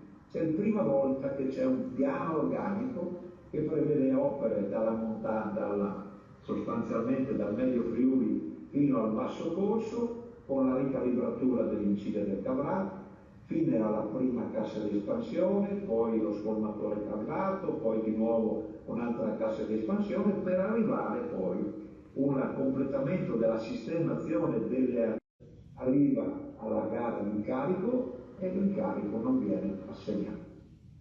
Poi c'è un ulteriore rinvio che arriva fino al 2010 con l'istituzione dell'ennesima commissione che vaglia tantissime soluzioni, che però conclude anche questo con una delibera della Giunta che prende atto dei lavori di questa commissione e va a finire nel cassetto. Mi occorre arrivare nel 2023 in attuazione del piano di gestione della direttiva alluvioni. Finalmente l'Europa si muove in questo campo con la direttiva alluvioni che è del 2007 e viene inserito nel piano di gestione lo sbarramento di Pinzano originario, quello più basso. Però già subito nel 2024 si modifica il piano di gestione per inserire, anziché la traversa di Pinzano, un ponte traversa di laminazione tra Vignano e Spilimbergo in sostituzione di quello. Quindi, per riprendere un po' la questione, qui ci sembriamo di fronte a un piano che prevede anche la realizzazione di una traversa che oltre che a Vignano a Madrisio per realizzare delle casse di espansione fuori alveo. Le casse di espansione fuori alveo naturalmente ecco, perché altrimenti vado a lungo. Naturalmente su questo noi abbiamo in piedi una verifica che ormai è tutto andato per aria. Insomma, propongo una breve valutazione di quello che in qualche modo è rimasto attivo all'attenzione di tutti del famoso laboratorio di tagliamento. Prima di tutto una laminazione a Pinzano, quella che trattiene una quantità significativa ma non invasiva di 18 milioni di metri cubi. Che cos'è lo sbarramento di Pinzano? Quello che voi vedete sotto, sostanzialmente una traversa, quando si alza l'acqua viene trattenuta da punta di piena. L'acqua continua, quindi non c'è interruzione di nessun corridoio ecologico. Naturalmente questa sezione può essere, esteticamente discutibile, la si può pitturare, dico io, uno dei temi importanti, però quello che voglio definire è che comunque ha una luce variabile che varia attorno sui 6 metri, non ne parliamo un mostro, un cataclisma, ma discutiamo di questo. Il secondo riguarda la traversa laminante con il ponte di Dignano, è stata proposta da parte di qualcuno che faceva parte, che aveva anche l'indicazione di alcune associazioni ambientaliste, e veniva proposto un ponte laminante. Quindi non è una novità quella del ponte laminante, diverso da quello che è stato poi messo in tavola da parte della regione. L'altro, la traversa con ponte a Dignano ha una sottotraversa, variante con luci variabili.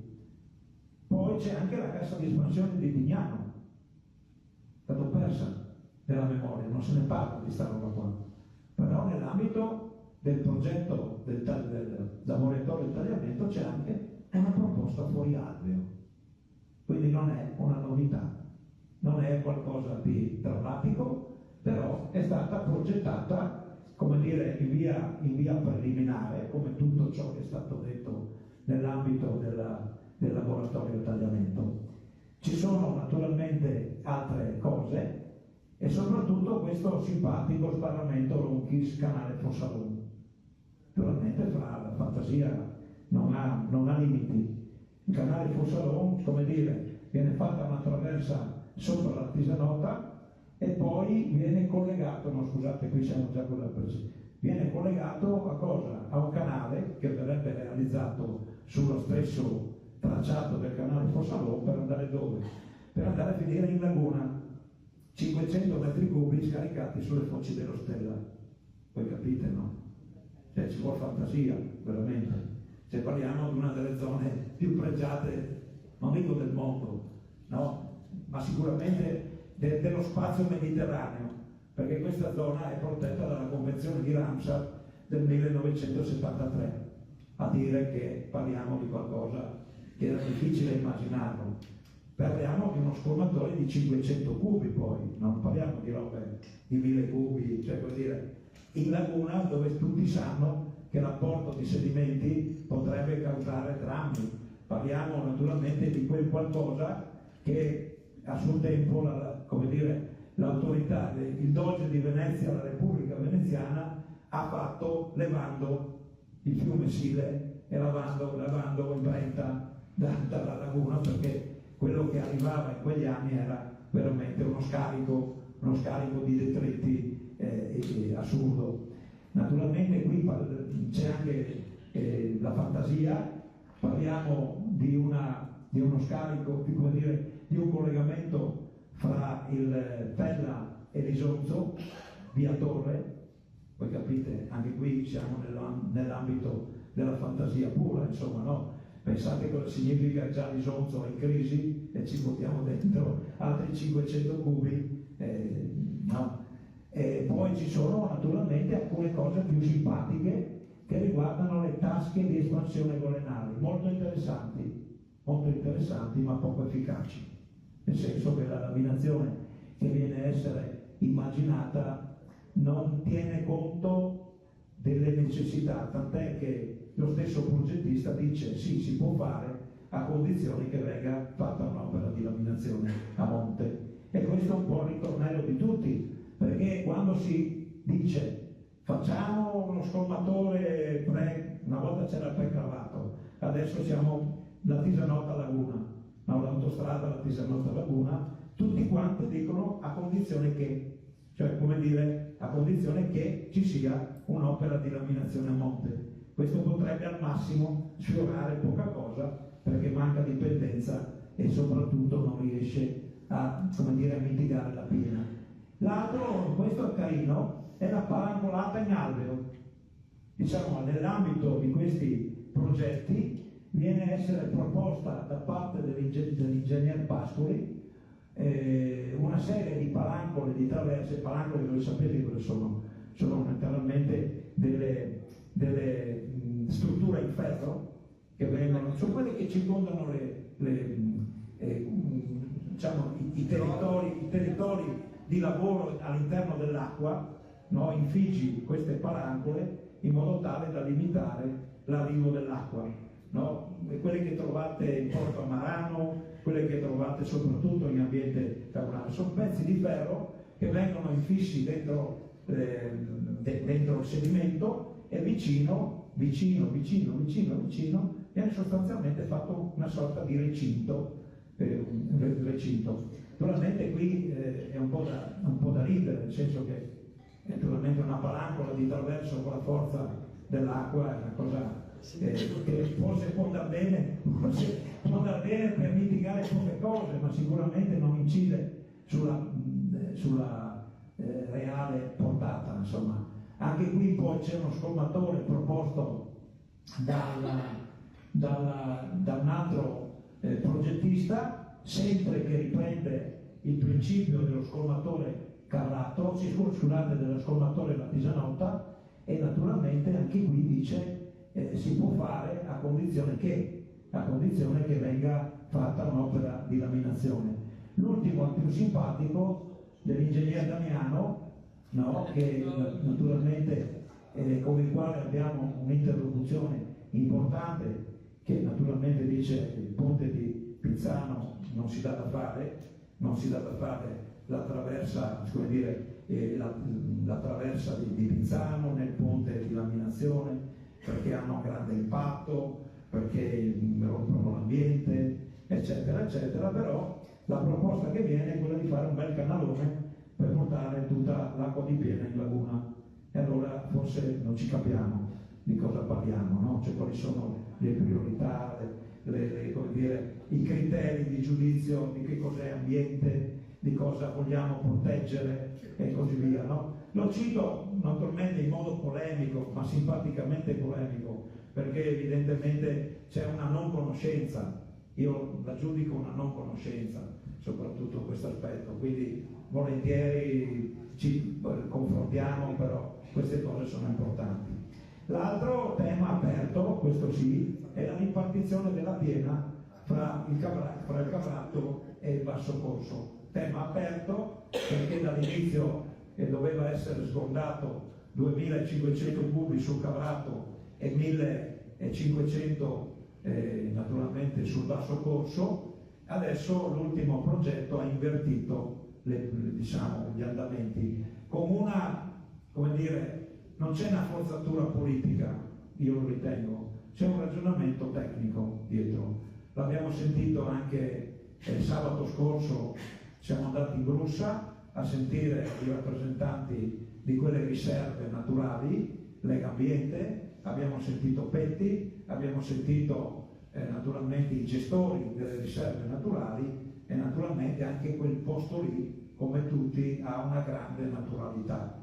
È chiaro che questa naturalità bisogna trovare il modo di poterla proteggere. Lì c'è la spiaggia della Brussa, che è una spiaggia naturale, quella lì sì che è naturale, no? E naturalmente i detriti, queste robe qua, hanno un fortissimo impatto, al di là delle edificazioni, di tutte quelle cose che vogliamo dirci e polemizzare. L'ultimo che viene posto alla nostra attenzione naturalmente è questa proposta da parte del CIRF, il Centro di Riqualificazione Ambientale, con i quali ovviamente abbiamo aperto un confronto e naturalmente questi immaginano di fare anche loro una serie di casse di espansione.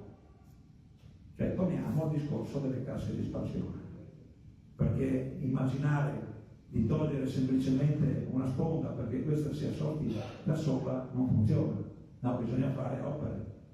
Questo è un punto importante e naturalmente su questi loro hanno individuato e modellizzato e hanno fatto una proiezione di 4.050 metri cubi dopo aver realizzato queste opere. Però sono opere da fare, non sono cose che si fanno da sole, insomma, no? E alla arriva la sciagura, perché io ritengo questa una sciagura. Un metodo che andava bene 50 anni fa, che è arrivato all'epilogo con il nuovo codice degli appalti, che prevede per ogni opera superiore a 5 milioni di euro che venga realizzato un documento di fattibilità. Che cos'è questo documento di fattibilità? È un documento che deve esaminare tutte le alternative progettuali. No, non può farlo, deve. Il tema, come sempre, è come, quanto tempo ci mettiamo. Perché è legittimo che ciascuno si interroghi sulla possibilità di fare meglio.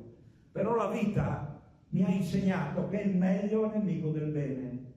E quando noi attendiamo 70 anni, 80 anni per poter ottenere un risultato accettabile di sicurezza, è chiaro che aumenta la probabilità mia, ovviamente, di concludere il mio ciclo terreno, ma degli altri di avere grandi danni in modo irreversibile, perché sapete che le cose quando si parla di alluvione non è che parliamo di morti, parliamo di fallimenti, di sciagure, parliamo di gente che perde la casa, parliamo di situazioni di benessere che all'improvviso diventano povertà. Questa parliamo, e parliamo non di qualcuno, parliamo di migliaia di persone. Io di questo vorrei parlare tutti i giorni, perché chiunque si senta al sicuro sa che nel momento in cui arriva l'alluvione deve non solo rimboccarsi le maniche, ma fare i conti con la propria disponibilità economica, perché queste vicende ci si tira su da soli. Non esiste nessuno che paga al posto tuo.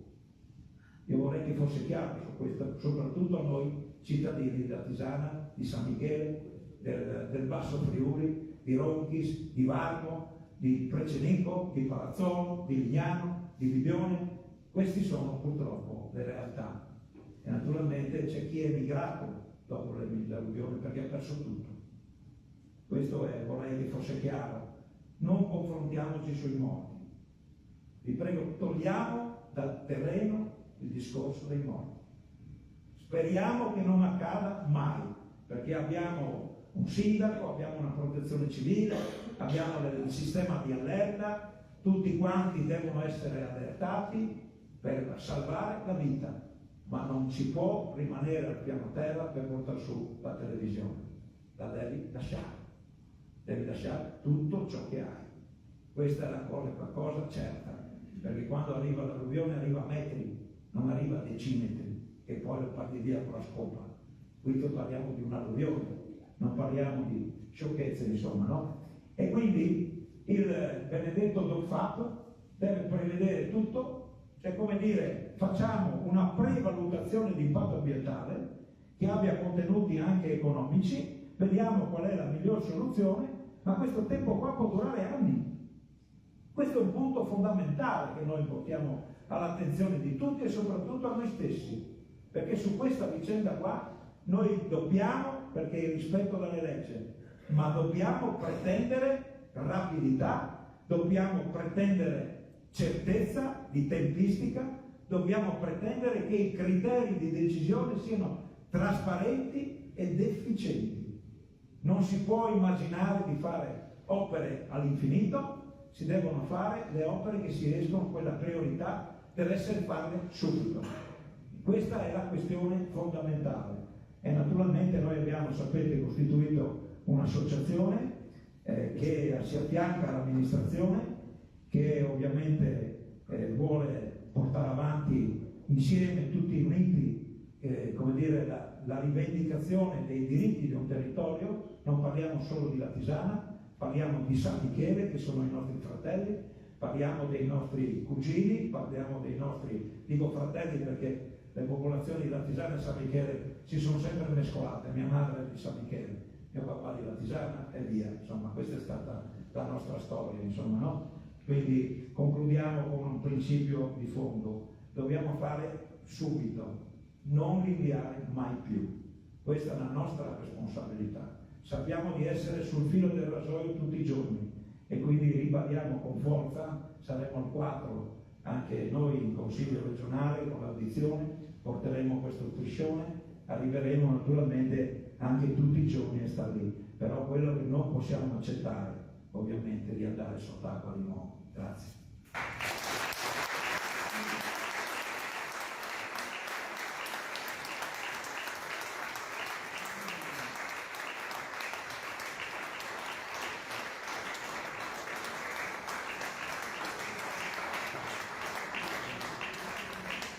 Scusate che sono fatto troppo lungo, troppo lungo. Adesso c'è, scusa, l'obbligo di cedere la parola al sindaco, perché l'avrei fatto prima per il saluto, però so che è una serata molto lunga. No, grazie Giorgio, complimenti, buonasera a tutti. Siamo reduci da un periodo in cui dobbiamo prendere atto che un fatto positivo c'è, ovvero il tema, l'urgenza, il pericolo è tornato prepotentemente all'ordine del giorno nella discussione politica e istituzionale, nel confronto tra le comunità. E questo cosa provoca? Provoca che la situazione è più grave di quello che sembra, purtroppo, perché portare all'attenzione della discussione, del confronto, il tema significa da parte nostra affrontare in modo approfondito la problematica complessiva, come abbiamo sentito stasera in questa bella relazione, che fa seguito a quella del professor Fontana l'altro giorno, e fa seguito a un periodo in cui abbiamo cercato di riprendere un po' il filo del ragionamento per comprendere bene, anche dal punto di vista tecnico-scientifico, le problematiche, per dare delle risposte concrete che siano corrette, che siano efficienti e che siano soprattutto utili. l'alternanza, l'alternativa, il confronto, il contraddittorio purtroppo rivela che dall'altra parte non otteniamo lo stesso linguaggio, non abbiamo un confronto sullo stesso piano. Dall'altra parte il tema è inquinato da profili ideologici per cui si contrasta, si combatte la soluzione che di volta in volta viene trovata e sistematicamente smontata, senza dare un'alternativa concreta e che sia realizzabile nei tempi, come diceva adesso il dottor Mattassi, in tempi rapidi e urgenti. L'abbiamo visto anche l'altra sera in un dibattito televisivo in cui ci siamo trovati di fronte uno schieramento in modo noi piuttosto isolato. Abbiamo assistito per l'ennesima volta a una serie di contestazioni, ahimè anche sui morti, perché vengono negati, perché non facciamo l'elenco nominale di queste persone, seppure in alcune occasioni è stato fatto anch'esso. Ora, tutto questo dibattito comporta, oltre alla persistenza del rischio, il problema rimane irrisolto, che nel nostro territorio obiettivamente si diffonde una preoccupazione che purtroppo è fondata, una paura, e questo comporta, noi ce ne stiamo rendendo conto, una perdita di performance, una perdita di fiducia nel nostro territorio, e questo comporta un pericolo di decadenza del nostro territorio. Oltretutto c'è un altro aspetto: le normative che invece vengono imposte hanno delle ricadute ad esempio sui piani regolatori, per cui adesso anche la ristrutturazione deve partire da un piano che non è più 0 ma è più 1 metro, il che significa costi maggiori, complicazioni burocratiche, difficoltà di progettazione, di intervento, di realizzazione. Noi, oltre ad avere il rischio, siamo svantaggiati anche per tutti questi aspetti e, ripeto, l'alternativa è un movimento prettamente ideologico che riesce a imporre un freno ai provvedimenti di volta in volta che vengono varati. Ora noi, e chiudo subito, con il comitato, con questo lavoro di informazione, di diffusione della consapevolezza, cerchiamo di creare una contrapposizione. È brutto usare questo termine, però il timore è che se non c'è una forte presa di posizione non si riesca a arrivare a una svolta. E attenzione, il problema non può essere individuato solamente sul fatto della regione Friuli-Venezia Giulia, perché l'autorità di bacino, l'autorità di distretto delle Alpi Orientali, non ha i confini amministrativi, tratta il bacino di una serie di fiumi, tra cui il Tagliamento, per cui abbiamo Trentino Alto Adige, il Veneto. Il Veneto sta portando avanti una politica molto ficcante nella discussione relativa alla modifica del piano di gestione del rischio alluvione. Attenzione, va detto, sono molto competitivi, abbiamo qua il sindaco di San Michele che saluto, c'è anche il presidente del Consiglio Comunale, loro stanno recuperando alcune misure tipo la realizzazione degli argini. Questo bene, ci fa piacere, come diceva Giorgio, ci sentiamo affini e quindi vogliamo sicuramente il loro bene, ma l'innalzamento dell'ICI del Cabrato, l'inversione delle portate ha una tutela ambientale di quella zona, ma contempla che nella nostra zona necessariamente debba essere rifatta tutta l'arginatura a valle. E queste sono opere importanti, e non solo, va anche considerato che vengono qualificate come zone allagabili d'arsene, che danno lavoro a centinaia di persone, che vedono investiti decine e decine di milioni nel corso di anni. Quindi anche da questo punto di vista perdiamo competitività e rischiamo che questo avvenga anche nel confronto politico-istituzionale. Allora, personalmente, e chiudo veramente, noi come amministrazione, c'è anche Sandro Vignotto, assessore, che tratta le problematiche quotidianamente del Tagliamento con Susi Fagiani, cerchiamo di partecipare ai lavori del comitato collaborando, essendo anche noi co-organizzatori di questi eventi. Crediamo crediamo molto che questo lavoro che Giorgio e tutti gli altri, Piero e tutti gli altri stanno facendo sia veramente importante. Nel confronto l'altra sera mi sono reso conto di questo. Diciamo, la contrapposizione va fatta a livello istituzionale. Tutti questi sindaci, vedevamo l'ultimo articolo, che aprono ogni ragionamento così: si deve sapere che ci sarà opposizione, si deve sapere. Io dico loro, e lo diremo, lo abbiamo detto l'anno scorso in commissione quarta il 4 di novembre con un intervento dove abbiamo detto questo: guardate che sono passate decine di anni, prima la responsabilità era per un fatto colposo, ora c'è il dolo eventuale perché si sa che si va verso un rischio potenziale di morte. Devo dire, Giorgio, che l'autorità di bacino Migianier Ferri non ha negato a Colloredo di Montalbano, di fronte a 20 sindaci, a una mia domanda specifica in cui dai dati dell'autorità di bacino risulta un rischio di potenziale morte di 100 vittime. Cioè parliamo di una potenziale devastazione che abbiamo visto purtroppo 2 anni fa in Emilia Romagna, provoca questo tipo di problematiche, miliardi di danni, fallimenti, quello che ha perfettamente descritto Giorgio prima. Ora, ai sindaci di quei territori io dico: noi abbiamo giurato sulla Costituzione, dove i principi costituzionali hanno una gerarchia in cui al primo posto c'è la tutela delle persone, della vita, della salute delle persone e delle prospettive di benessere che tutti legittimamente devono avere. Quindi ci sarà un innalzamento del confronto, ci sarà una presa di posizione ancora più ferma, ci sono situazioni di una dinamica, c'è stata una discussione accesissima in giunta regionale oggi sul tema del tagliamento, dobbiamo continuare per arrivare a una svolta che necessariamente dovrà avvenire entro 1 massimo 2 anni. Grazie infinite Giorgio del lavoro che stai facendo.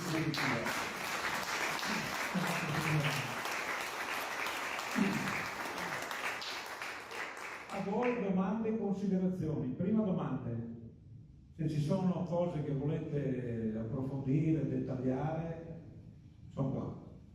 Il canale della Pisanota, basta le piogge per farlo da sotto. Sì, via Trieste. Non serve che una rata. Oh, ma potrebbe portarci un po' di tagliamento, che così vi passa anche quella preoccupazione lì. Battute ovviamente. E se non ci sono magari interventi.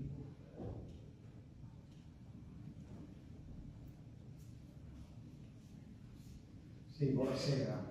Io credo che queste riunioni hanno una loro utilità perché creano sensibilità, perché le persone che si ricordano dell'alluvione, molte ce ne sono, ma se vedete l'età media è evidentemente alta. Io avevo 11 anni e ne ho 72, non so quanti anni potrò ancora avere di vita, speriamo una decina o qualcosa di più, ma dopodiché la mia memoria non ci sarà più. Quindi è importante che